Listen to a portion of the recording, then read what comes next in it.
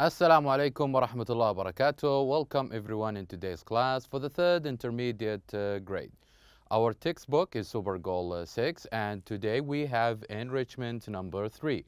It will be presented by me, teacher Mazara Harbi, and the sign language by Mr. Fawaz Al-Agil. So let's begin. What we're going to review today, we're going to review Unit 5, Making Choices, which you can find it on pages from 48 until 57. On that unit, we started by reading some of the quotation from different people and also some of the comments. For example, one of these quotations is from Victor when he said that if I don't wear cool clothes, I won't fit in, but who cares? So we have read each of these quotations from these people, and we read a comment about this quotation that explains what these people means by their saying.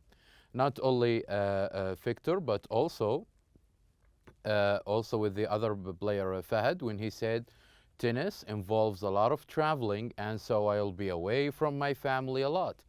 But there are many benefits, visiting people, meeting interesting people, visiting a new country and learn a different culture. So this was the quotation and example of the comments we have read that he means that it's difficult sometimes to play a tennis player.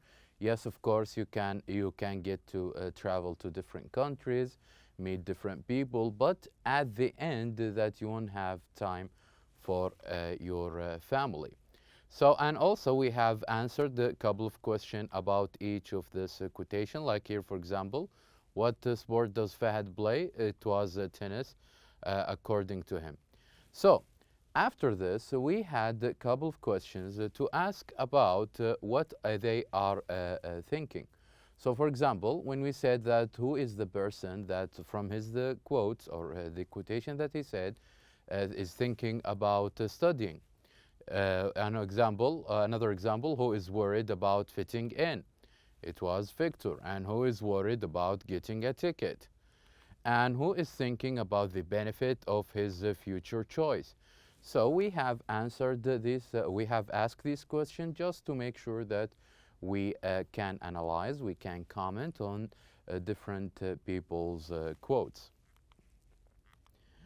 And also with the quick check, we have learned some new vocabularies and we match them with new definitions. For example, to cheat, we said that if you are dishonest, and to fit in, to be similar or to blend with, and a ticket, fine, and benefit, which is advantage, and the scenic, which is a beautiful view. So here we learn new terms, new vocabularies, and new expressions. And also we have answered a couple of yes or no or true false questions just to make sure that we comprehend the some of the quotations that we have read and also the comments. And as pair work, we ask you to try to ask and answer about the people comments. For example, what will happen if Jimmy cheats on the test, or what will the conservationist do if they try to build the resort? So we have asked questions about the comments that we have read in the beginning, just to make sure that we can explore new ideas from different students. After this, we went straight to our grammar role, which was basically on the conditional sentences, whether we want to talk it or to use it in the simple present or in the future. And we said that first we gave an example about the simple present. We said if we want to use conditional sentence in simple present, we should simply use facts. For example, if you cook an egg in the microwave, it explodes. If you cook an egg in the microwave, it explodes. So this is a simple fact. So since it's a fact, we use the simple present as we can see here. Also another example of the fact, which is if you put water in the freezer, it becomes ice. So this is also an example of using simple present to talk about fact. So if, this is the if clause, which is the condition, which is must starts with if, and also must ends with a comma, as you can see here. What comes after the if clause must be the result. What will happen if this condition happened, or what we will achieve if this condition happens. So this is how can we form a sentence with the conditional if.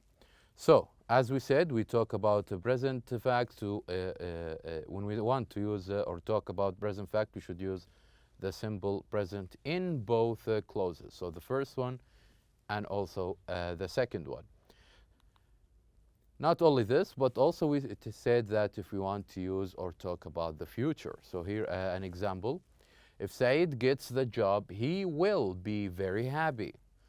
And the other example, if Imad doesn't go to college, he's going to be very sorry.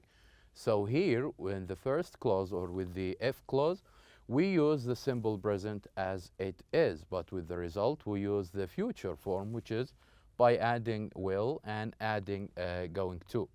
So with the future fact, we use the simple present in the if clause, of course, and the future with the either with will or with going to with the result clause. So if plus the present or the future, which is will and going to.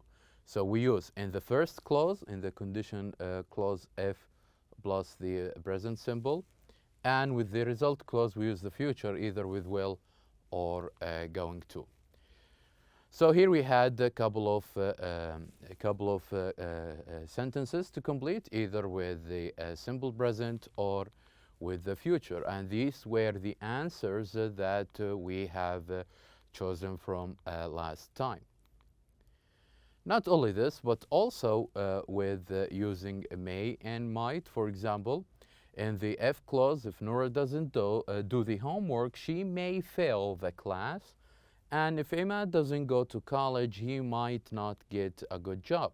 So in the if clause, we use if with the simple present as it is, but with the result, we either use may or might in the result clause, just to suggest that something maybe will happen, and or something that is possible. So this is the diagram of our rule, which is, as we said, we use the if clause in present simple, and when we want to use it in the simple present, we use it just like this. But with the future, if we are sure, we use either will and going to, and if we're not sure and it's not, we are deciding whether it's possible or not, we use may or might. And also we have answer this question, exercise B, where we want to use or say whether will or might happen in these following situation, and we have explored different situation, and we said that in this exercise answers may vary, so you may have your own answers regarding this question. And also the last part of our grammar rule in Unit 5 was using I'd rather. And we said that I'd rather, which is the full form of, or the short form of I would rather, just to talk about your preferences, the things that you prefer, the things that you like. When you express them, when you talk about them, we usually use this phrase, I'd rather. So, for example, when someone asks you, do you prefer to drive along the scenic road or take the highway? And you can here, since you are giving a choice of choosing between two things, so you can use or start your answer by saying, I'd rather drive along the scenic road. So this was the last part of our grammar. And also for further questions regarding this, I'd rather live in the country than live in the city. I'd rather get a job than go to college, or I'd rather go to college than get a job, and I'd rather lay in the sun than sit in the shade, or I'd rather sit in the shade than lay in the sun. So here are different scenarios about using I would rather. And also after this, we went straight to language in context and how will the following things could affect your life. And we said that we can discuss it, things or scenarios like if you don't go to college, that you may not get a good job. And we have talked about some of the benefits of each of them, and also we have to match each of these phrases. For example, when you go to college, maybe it will get you a lot of money, and if you learn English well, you need to get good grades, and if you want to save some money to travel to other countries and move to another town, get a scholarship. So we have explored different of these phrases just to combine them in if conditional sentence, like this, for example. If I go to college, I will get a lot of money. If I don't learn English well, I won't get good grades. And if I save some money, I will travel to other countries. And if I move to another town, I will get a scholarship. So these were some of the phrases that we combined them together using the if conditional rule. After this, we had a listening exercise where we have listened to two different opinions. The first one was with the Department of Highway, and if you remember, the other were the farmers associations, when they talk about the benefits of having a road in the or a highway in the farms. And we said that you need to mention, you need to write or to put the tick mark if one of these topics were mentioned. We said, for example, people will lose a scenic road. So we'll listen to this radio interview or this radio program, and whoever in favor of this point, then we will put the tick mark just if it's mentioned. Another part we did with this exercise where we said that you need to write down either the highway or the farmers, to write H or F about those people who did this or who agree with these statements. After this, we had a pronunciation where we noticed the common consonant clusters at the beginning of each words, like, for example, speed, traffic, crowd, protest, and grow. And it differs in pronunciation when we said speak, train, crow, protect, and green. After this, we had a conversation between Amal and Sarah, where Amal and Sarah talk about their plans their plans at the weekend. And Sarah said that I'm not sure, my plans are still up in the air. So here also we remember that we learned some new expressions that people usually use in simple conversation. One of these expressions were up in the air and make up your mind. And we said that, what do you mean by up in the air? We said it that when someone haven't decided what to do yet. So he usually used this phrase, I am up in the air. Not only this, but also make up your mind. This is to encourage people to decide about something. So this is also one of the new expressions that we have learned. And also, it seems to me. We use it seems to me usually when you want to present an idea, when you want to present a thought, and if you want to introduce something to those who listen to you, then you use this expression, it seems to me. So here are the most important expressions that we have learned from this conversation: up in the air, make up your mind, and it seems to me. And also, of course, we had about the conversation. So here we had a couple of questions to answer about them. And also, as an activity, we said that try to role play this conversation. Suggest what you think Faisal should do at the weekend, and if you were in his shoes, what would you choose? You have three events or three places to go at one night. So if you were in his shoes or in his place, what would you do? And after this, we had an interesting story and read about an interesting story. Before that story, we had a question, which is discuss if you have ever had to make a serious decision in your life, a decision that will change your life forever. And just to encourage that thought and to help you understand what do you mean by this question, we read an interesting story about two brothers, Albert and Albrecht.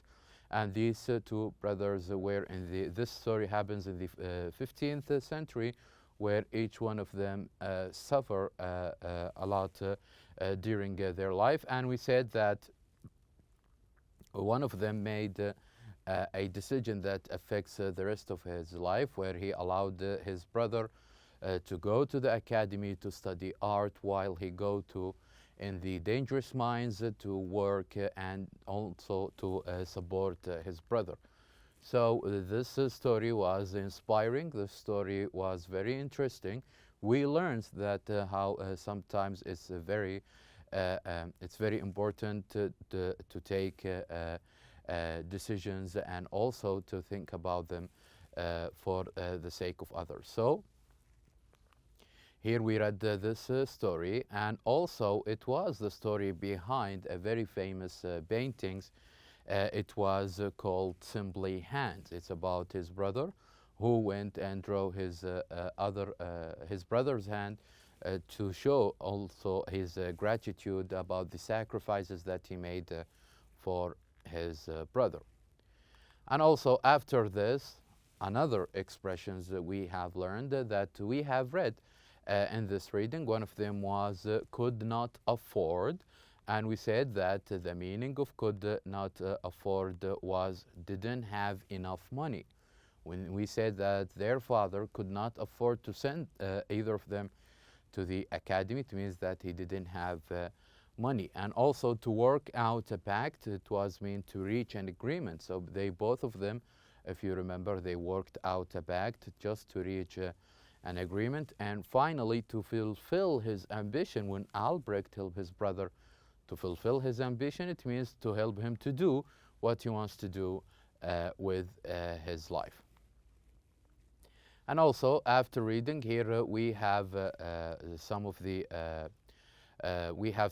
questions in your own words. Explain the brother's choice, the reasons behind him taking that choice, and of course, we answered a couple of true-false questions about the reading. And also, as a discussion, we have discussed, or we helped to discuss this question. What do you think about the saying, no one ever makes it alone? And we said that how sometimes we need to sacrifice for others and vice versa, and how sometimes it's important to cooperate and help each other. As a project, we said that discuss the local issues like the one about the highway in the listening on page 52. So find the local, we said that to find local issues, issues that you feel related to, and just to discuss it, where we have two parties talking about this issue. And also we have here some of the, we also said that you can choose some of the positive and negative aspects or points about each of these issues. So these were three important steps to work in groups and also to choose an issue and put a list of the good things and the bad things, the positive and negatives about this issue. Also, after this, we went to writing, where we read an article and making choices, and we circled the gerunds. And we said that how can we form a gerund? We form a gerund by using a verb plus ing, and it turns to a gerund. And we said that we have sometimes some of the verb that when we use that verb, what comes after it immediately considered a gerund. Like this, for example, I enjoy learning English. And also, learning is fun. All of them, learning here and here, all of them considered as a gerund. So, and also we remind ourselves with the definition, we said that gerunds are sometimes work as subjects or objects in a sentence. So we said here that they can both be subjects, well, for example, when deciding what to wear, and usually very of little consequence. And also we said that gerund phrases can act as direct objects. For example, the next time it's cold, you will consider wearing. And also we say gerunds can act as object of prepositions, before, after, in, without, etc. And we can make, for example, make a list of the positive and negative aspects before deciding. So these were different examples about different positions or of gerunds. And also, here we have read a text about making choices and how can we circle the gerunds that were mentioned there. And also we had another exercise where I ask you to write notes in the chart about personal choices you have made and their consequences. For example, here are the choices, and here are the consequences where I ask you to, one of these choices that you have made, what are the consequences? What are the effects, the impacts that happen behind you choosing or making that choice? For example, choosing to attend college, the result that will come out later is to become a teacher. Or for example, taking English language course, of course, you will have better chances to join college. So we encourage you to fill this chart with your own choices that you have made, and also think about the consequences that follows. And also we talk about the conditional sentences and the form, function, and meaning. About the imaginary situation, we said that we can use conditional sentences to talk about imaginary or hypothetical situations in the present. And we use the simple past in the if clause and would in the main clause. So if that started with the conditional sentences with the simple past, this is in the if clause, and then in the result clause we would use would plus the verb. So here also we answered a couple of questions. We have two parts of a sentence where we match them together. As you can see here, these were the answers that we have chosen from last time. And also the second question, where we need to discuss the following situation with a partner. For example, what would you do if you have more free time to do something that you really enjoy? Then you can use the conditional sentence just to compare it. For example, if I had more free time, I would go swimming. Or this scenario, when you were giving a scholarship to study at college of your choice. If I were giving a scholarship, I would choose Harvard, and so on.